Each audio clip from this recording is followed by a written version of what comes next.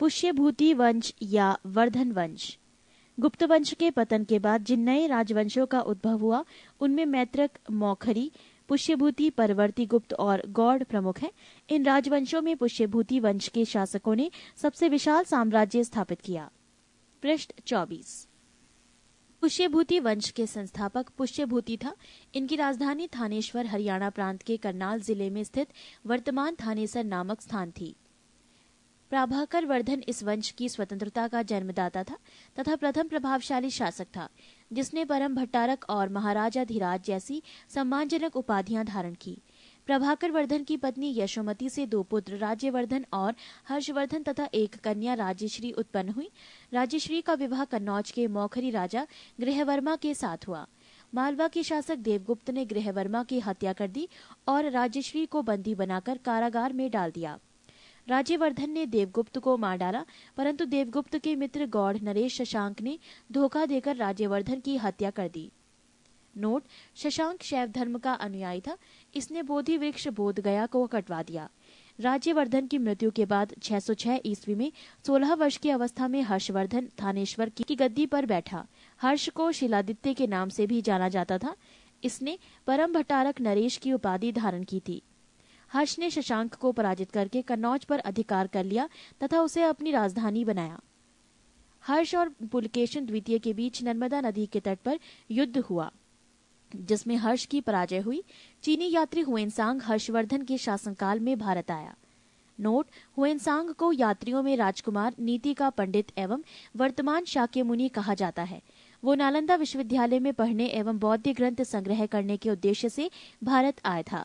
हर्ष 641 ईस्वी में अपने दूत चीन भेजे तथा 643 ईस्वी एवं 645 ईस्वी में 2 चीनी दूत उसके दरबार में आए। हर्ष ने कश्मीर के शासक से बुद्ध के दंत अवशेष बलपूर्वक प्राप्त किए। हर्ष के पूर्वज भगवान शिव और सूर्य के अनन्य उपासक थे। प्रारंभ में हर्ष भी अपने कुल देवता शिव का परम भक्त था। चीनी यात्री हुएनसांग से मिलने के बाद उसने बौद्ध धर्म की महायान शाखा को राज्यश्रेय प्रदान किया तथा वो पूर्ण बौद्ध बन गया। हर्ष के समय में नालंदा महाविहार महायान बौद्ध धर्म की शिक्षा का प्रधान केंद्र था। हर्ष के समय में प्रयाग में प्रति 5वें वर्ष एक समारोह आयोजित किया जाता था जिसे महामोक्ष परिषद कहा जाता था। हुएनसांग स्वयं छठे समारोह में सम्मिलित हुआ। बाणभट्ट हर्ष के दरबारी कवि थे।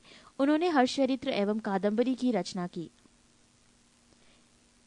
प्रियदर्शिका, रत्नावली तथा नागानंद नामक 3 संस्कृत नाटक ग्रंथों की रचना हर्ष ने की थी। कहा जाता है कि धावक नामक कवि ने हर्ष से पुरस्कार लेकर उसके नाम से ये तीनों नाटक लिख दिए।